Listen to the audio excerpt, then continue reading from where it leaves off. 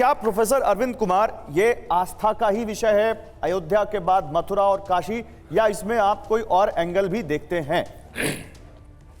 गौरव जी, अभी तक जो बहस चल रहा है इसको सुनकर मुझे राहत इंदौरी का एक शेर याद आता है।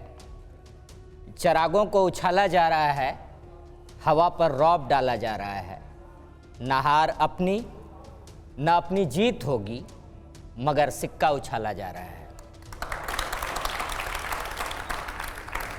गौरव जी, मैं जिस मंदिर, मेरे लिए जो आस्था है और मैं जिस मंदिर को मानता हूं, वो मंदिर अगर नहीं गए होते तो ये बच्चे यहां नहीं बैठे होते। मेरे लिए मंदिर है स्कूल, मेरे लिए मंदिर है कॉलेज, विश्वविद्यालय। वो उस मंदिर पर आज बात होनी चाहिए। अभी आईआईटी बॉम्बे के कुछ बच्चों ने 2022 में एक सर्वे किया और ये पाया कि तमिलनाडु वो राज्य है जहां सबसे ज्यादा मंदिर है। वहां एक भी कम्युनल दंगे का इतिहास आप बताइए हाल फिलहाल में। सेकंड नंबर पर महाराष्ट्र है, यूपी बिहार है ही नहीं। और हम मंदिर मस्जिद के नाम पर आगे की देश की क्या दिशा तय करेंगे, ये क्या राष्ट्रीय मुद्दा है? एक मिनट, मैं पूरी बात कह लूं। आगे प्रोफेसर इम्तियाज अहमद जो पॉलिटिकल साइंस पढ़ाते थे जेएनयू में, उन्होंने एक बात कही थी वर्षों पहले कि हमारा समाज कम्युनल है और हमने उसके ऊपर एक सेक्युलर स्टेट की परिकल्पना की है। तो ये दुखद है कि हमारे समाज को और सेक्युलर बनना पड़ेगा।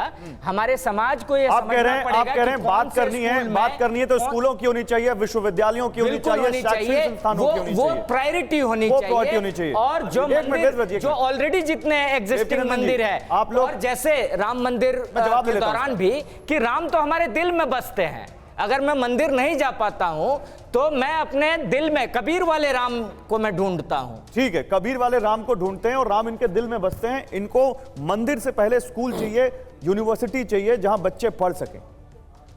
जो राम इनके दिल में बसते हैं वही दिल को ले जाके शराब के ठेके पे खड़े हो जाते हैं। जो राम दिल की बात करते हैं वो मदिरा, मांस, न जाने क्या क्या भक्षण करते हैं। जो राम मंदिर है, जब वहाँ जाते हैं, हम निष्ठा रखते हैं, तो फिर हम मांस और मदिरा से दूर हो जाते हैं। और आपके स्कूल, आपके कॉलेज ये नहीं सिखाते। हमारे जो मंदिर हुआ करते थे पहले, वहाँ गुरुकुलम भी हुआ करते थे और गुरुकुलम में ये शिक्षा होती थी बहुत शिक्षा होती थी कि चरित्र का निर्माण कैसे होना है, चरित्र का निर्माण। और वो चरित्र का निर्माण रामायण करती थी। राम का चरित्र करता था। जो खुद चरित्रहीन है वो हमें चरित्र की बात बताते हैं। ये एक मिनट, अभी इधर बात नहीं हो पाई। प्रोफेसर हाजिर जो बात कही है, अच्छा ठीक है प्रोफेसर हाजिर खान, एक वेद तिवारी जी, बस एक मिनट लूंगा। अरविंद जी ने कहा कि अभी सर्वे आया, आईआईटी का सर्वे आया और उसमें तमिलनाडु में सबसे ज्यादा मंदिर है और वहाँ बहुत ज़्यादा खुशहाली है, दंगे नहीं होते हैं। तो ये तो अपने आप खुद ही प्रमाण दे रहे हैं। जहाँ अधिक संख्या में मंदिर हैं, मतलब वहाँ के लोग शांति प्रिय हैं, वो समझते हैं कि कहाँ जो है मंदिर सिर्फ आस्था का केंद्र नहीं है, आध्यात्मिक उन्नति और शांति का भी है। इसीलिए वहाँ पे बच्चे ज़्यादा ग्रोथ कर रहे हैं। और जहाँ पे इस प्रकार के ज़्यादा डाइवर्जेंस हैं, आप देखिए, आप दिल्ली में इतने बड़े हम लोग प्रदेश में, देश की राजधानी में कितने प्राचीन मंदिर हैं, क्योंकि यहाँ के मंदिर ऐतिहासिक प्रमाण है, वो सब ध्वस्त किए गए हैं। ठीक है। और इसीलिए ये इतिहास का एक सरोकार है। ठीक है, आस्था का विषय है नहीं, मुझको नहीं जानता मैं, लेकिन मैं इतना जरूर कहूंगा कि इतिहास को सही तथ्यों के साथ सामने लाने की जरूरत है। दोनों प्रोफेसर ही हैं, दोनों आपस में बात कर रहे हैं। लेकिन एक मिनट, मौलाना साजिद रशीद, नहीं, हाजिर खान की बात नहीं हुई। हाजिर खान साहब बैठे बहुत देर से आपकी तरफ। हाजिर खान साहब बोलेंगे, उसके बाद हाजिर खान साहब मानते हैं इस बात को जो ये कह रहे हैं, जल्दी से।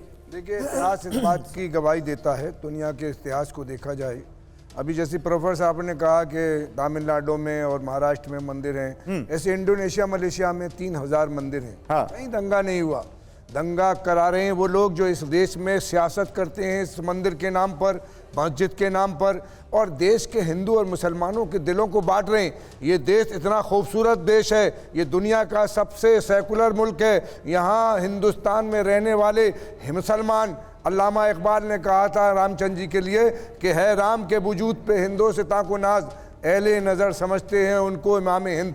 हमारा हिंदुस्तान का हिंदू और मुसलमान राम के अंदर भी आस्था रखता था, लेकिन हमारे देश के राजनीतिक लोगों ने इस राम को भी बांट दिया और हिंदू और मुसलमानों को भी बांट दिया। मैं ये कह रहा हूं कि सुप्रीम कोर्ट ने फैसला दिया और 97 पेज पे सुप्रीम कोर्ट ने लिखा है फैसले में कि हमारी दुनिया का, हिंदुस्तान का इतिहास खून से लबरेज है। जब हिंदुस्तान में मुसलमान नहीं आए थे, उससे पहले हिंदू राजा जब आपस में लड़ा करते थे और एक राजा दूसरे राजा को हरा देता था तो उसके आराध्यों के मंदिर तोड़ दिए जाते थे और अपने आराध्यों के मंदिर बनाया करते थे।